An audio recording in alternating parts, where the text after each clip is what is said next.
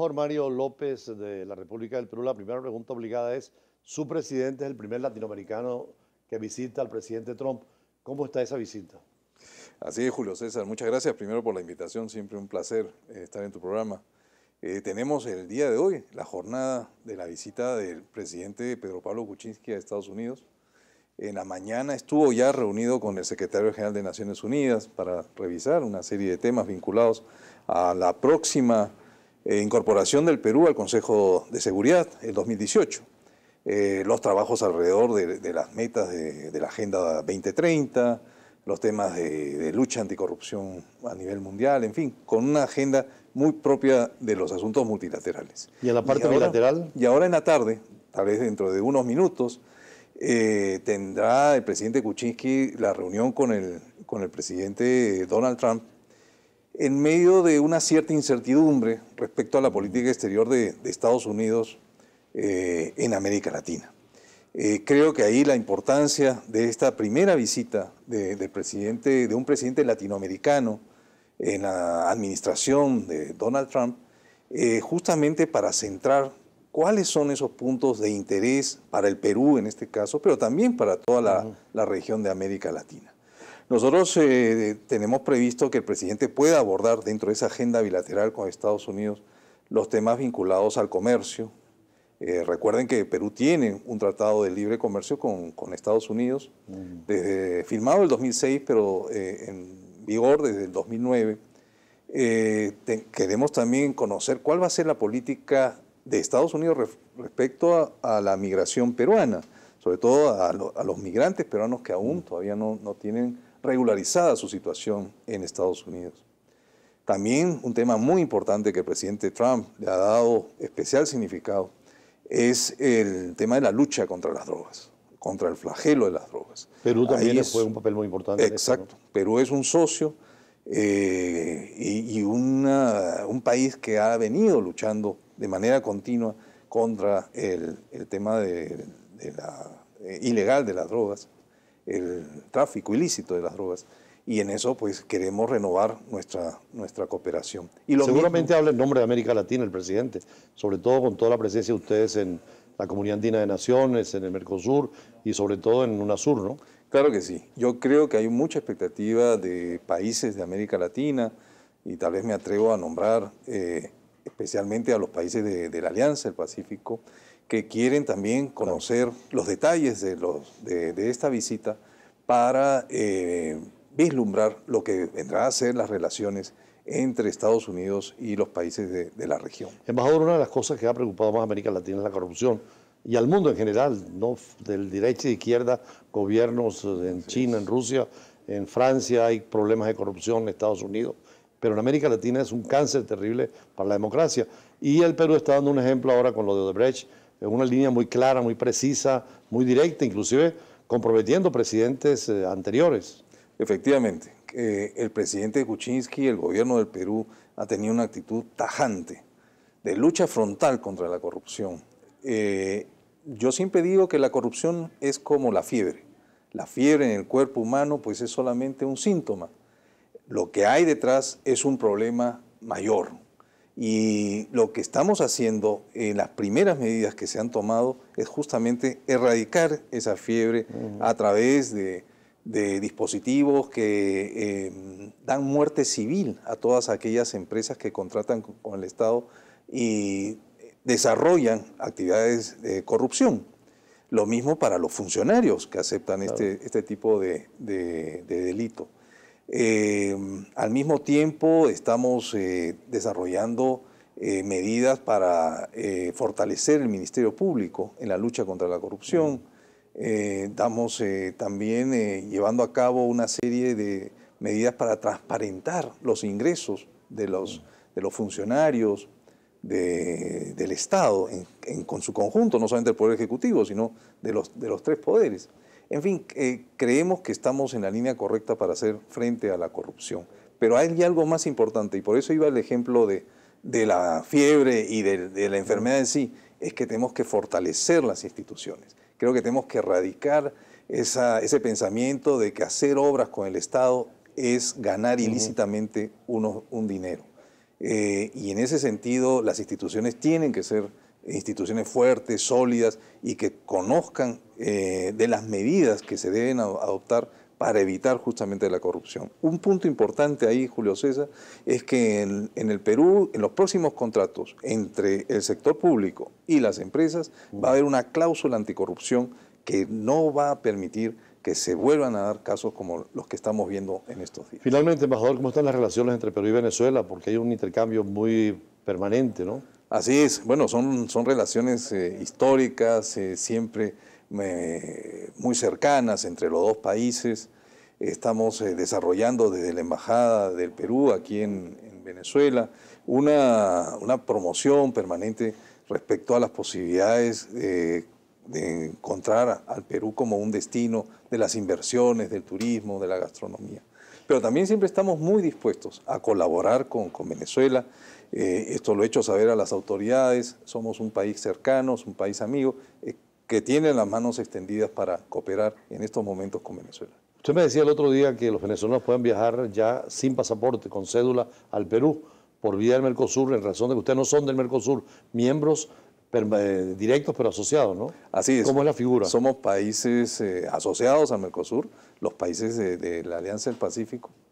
Bueno, en este caso Chile, Colombia y Perú en Sudamérica, pero como estados asociados al Mercosur nos hemos adherido a un acuerdo migratorio de tal manera que los nacionales de cualquiera de los países sudamericanos pueden viajar alrededor de la región solamente portando el documento de identidad correspondiente.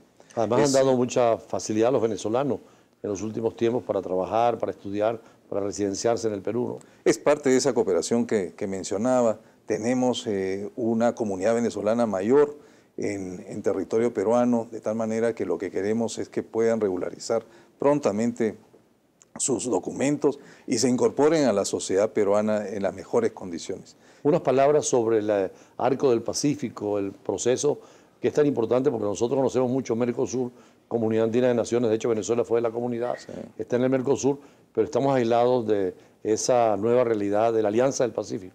Bueno, la Alianza del Pacífico ha sido señalada, ha sido reconocida, no por los países miembros, sino por instituciones multilaterales como el organismo y el mecanismo de integración con mayor alcance.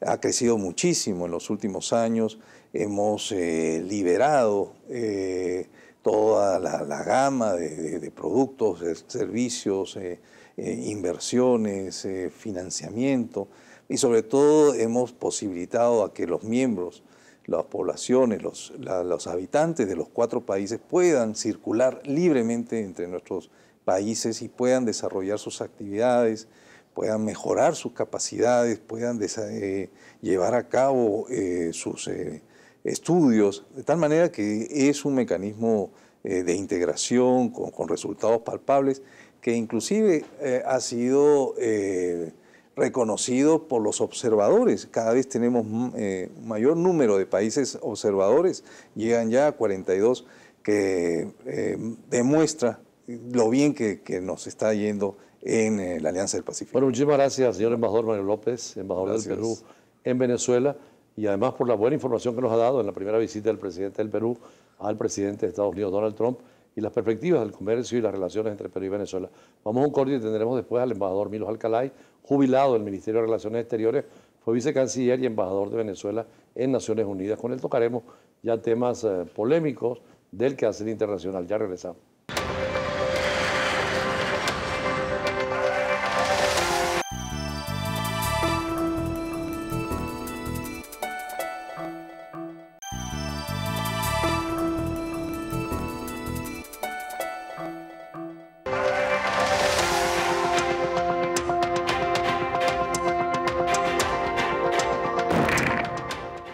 Milos Alcalay fue vicecanciller de Venezuela y embajador de nosotros ante las Naciones Unidas.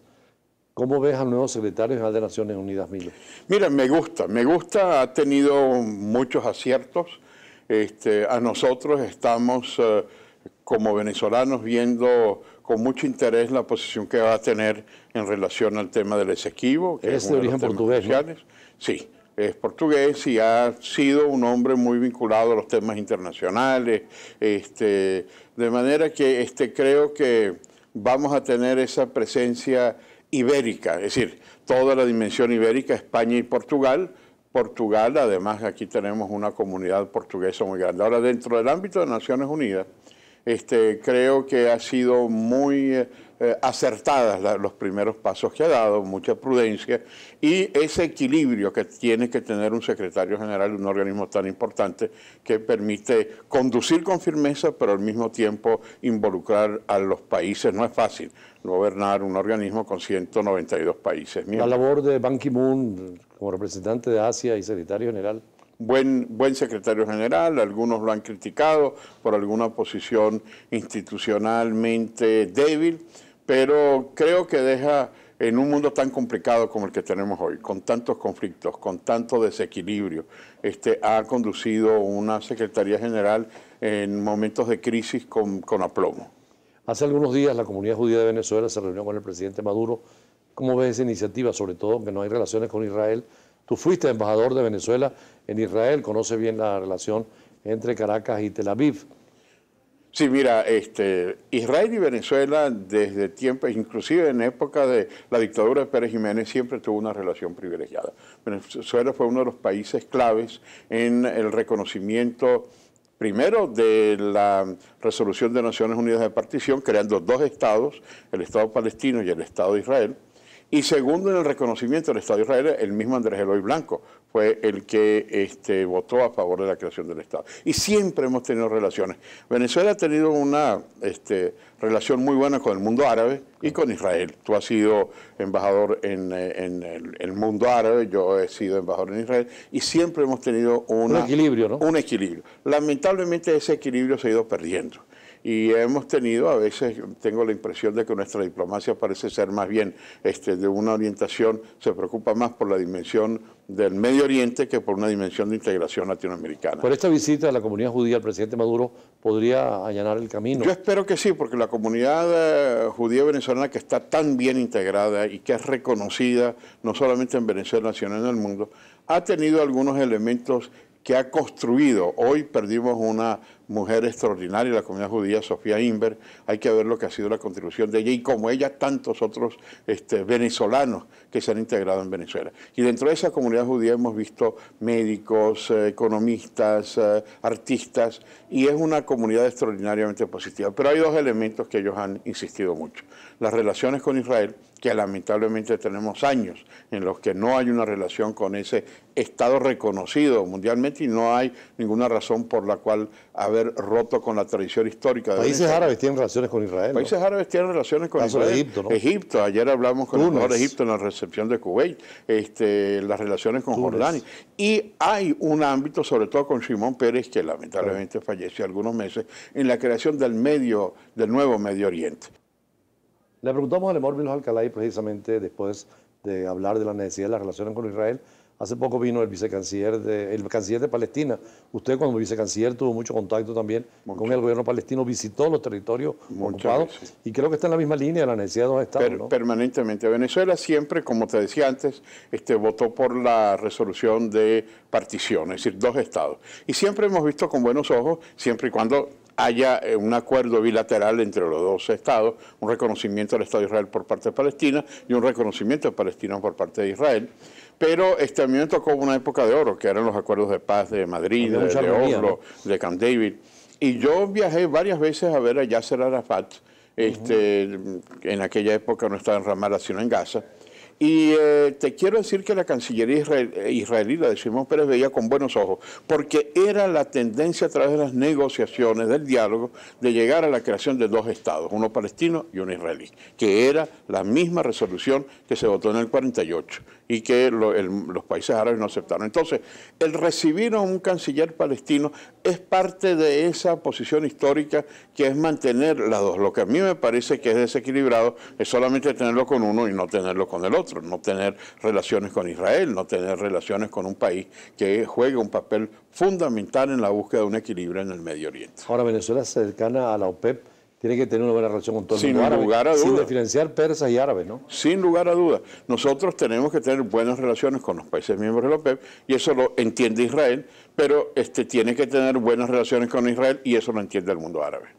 Ahora, en relación con América Latina, los cambios, hoy la visita que me decía el embajador del Perú al presidente Trump, ¿podrá influir en una línea común latinoamericana frente a tesis como la de México? Sí, hay que llevar con mucha cautela esta nueva presencia de Trump, pero ciertamente hemos visto en poco tiempo no solamente la visita de Kuczynski, sino el diálogo que ha tenido telefónico con varios presidentes, con el presidente de Colombia, con el presidente de Panamá, con el presidente Macri. Es decir, ha tenido una serie de posiciones en relación a Venezuela, ha sido muy claro y categórico, no solamente a nivel de jefe de Estado, recibió a Lilian Tintori recientemente en Washington y antes de ser presidente preguntó sobre la situación de Venezuela. Yo creo que él se va a orientar mucho al tema tan importante para América Latina, que es el de los derechos humanos y la democracia.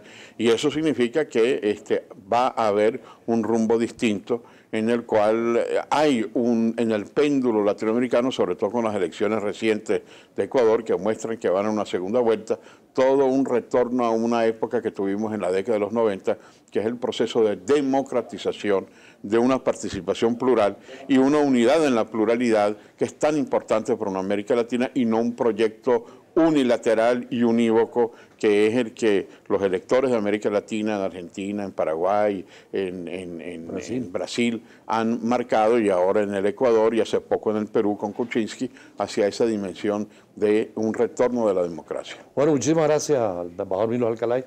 Nosotros tenemos a Leonel Ferrer, abogado, para hablar del tema constitucional en América Latina y en los Estados Unidos, porque es el tema que está ahorita en pleno debate con Donald Trump. Ya regresamos.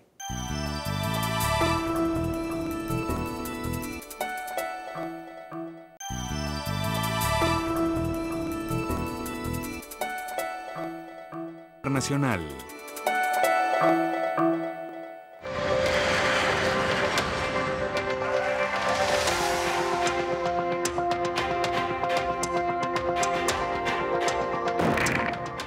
Leonel Alfonso Ferrer es profesor de la Universidad Central de Venezuela y un tema importante porque él es especialista en derecho constitucional es cómo hace Donald Trump para, vía decreto ejecutivo, ir en contra de algunas normas legales y el tema constitucional de los Estados Unidos ahora con un presidente muy voluntarista donde hay un establishment que lo obliga a actuar dentro de la ley y la Constitución. Sí, bueno, ante todo muchas gracias, Julio César, por tu invitación tan cordial en este programa que tiene tanta audiencia. El asunto de Donald Trump hay que verlo desde dos perspectivas. Una desde el punto de vista eminentemente del análisis jurídico y otra del análisis político de la situación. Desde el punto de vista jurídico, primero tienes que ubicarte a cómo está estructurado el sistema americano, el sistema de justicia americano. En los Estados Unidos de América, la estructura jerárquica del ordenamiento viene dada primero por la Constitución de los Estados Unidos, luego vienen las leyes federales, posteriormente vienen los que llaman los reglamentos ejecutivos que ellos tienen y los decretos del presidente, la jurisprudencia que emana de los tribunales federales y de la Corte Suprema, y luego es que viene la Constitución de los estados, las leyes estatales y finalmente los decretos de los gobernadores y lo de los tribunales, la jurisprudencia de los tribunales de los estados. Trump ha dictado un decreto, en el primer análisis que es jurídico, ha dictado un decreto por lo menos con el de la prohibición de ingresos a 7 países de estados de mayoría musulmana, ha dictado un decreto que ha sido objeto de revisión por parte de un tribunal federal. Apeló, fue a una corte federal y ahora le quedan 3 opciones. Uno, él puede solicitar la revisión, que eso lo permite el sistema americano. La revisión en banca, ellos le llaman, es toda la banca de todos los jueces de la Corte Federal de esa, unirse para revisar el fallo de esta sala de la Corte Federal. 2, puede ir a la Corte Suprema de los Estados Unidos para anular el fallo de la Corte de Apelaciones, que es lo que se está pensando también. O 3, dicta un nuevo decreto. Eso desde el punto de vista jurídico. Ahora, desde el punto de vista político, Donald Trump, yo no entiendo el escándalo que hacen muchos analistas con relación, embajador, a la acción de gobierno. Él no está haciendo nada distinto a lo que prometió. Eso se denomina legitimidad de resultado. O sea, lo que prometió en la campaña electoral. Claro, él está cumpliendo. Él prometió, cuando él se presentó, él prometió un muro. Y la gente votó por él por la propuesta del muro. Y él ahora, por decreto, mandó a construir un muro. Él prometió en la campaña electoral que él no quería el ingreso de los musulmanes porque amenazaban a la seguridad nacional americana. Y en cuanto llegó, dictó un decreto prohibiendo determinadas restricciones que determinados estados donde hay mayoría musulmana ingresaran. Él prometió salirse del Tratado del Pacífico. Lo primero que hizo fue salirse del Tratado del Pacífico. Eso se denomina legitimidad de resultado, que es cumplir con las promesas electorales que se ha llevado a cabo.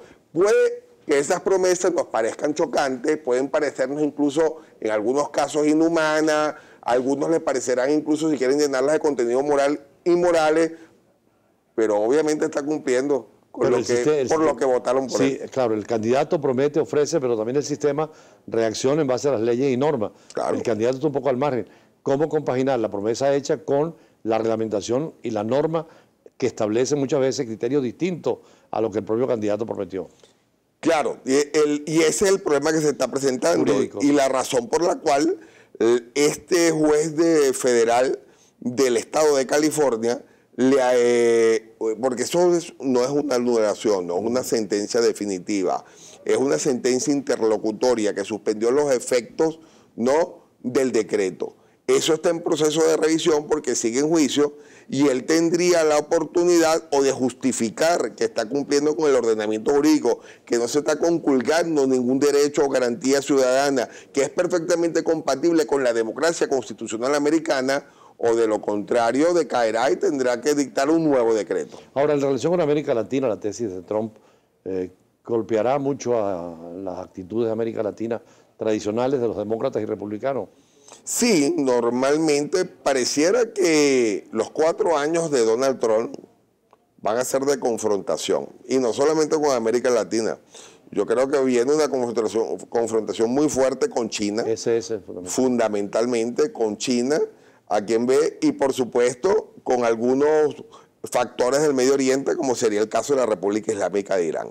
Ahora, en relación con temas como, por ejemplo, rediscutir de nuevo la relación con Cuba, que ya estaba hecha y cerrada con Barack Obama, o con Irán, reabrir el expediente, ¿no es delicado a nivel mundial? Sumamente delicado, y además va a trastocar lo que viene siendo una política de Estado, ¿no? Que en los Estados Unidos normalmente suele ser en materia de política exterior muy cuidadosa, muy conservadora, de que aunque cambien los gobiernos y sea uno republicano y otro demócrata, en política exterior se mantiene una suerte de continuidad. Él se ha presentado él es un político iconoclasta, si es que le vamos a llamar político, porque es un hombre que es muy, muy peculiar y obviamente más emocional que racional, y está respondiendo de conformidad con su muy particular forma de gobernar, que me imagino es la forma con la que lleva los negocios. Ahora, esa línea de emocionalidad no está como contagiando al mundo para tomar decisiones, sí, más que por la vía racional, el caso de Europa, el Brexit, la salida de Gran Bretaña, las elecciones ahora en Francia, que es un peligro. El populismo siempre va a coincidir, sea de derecha o sea de izquierda.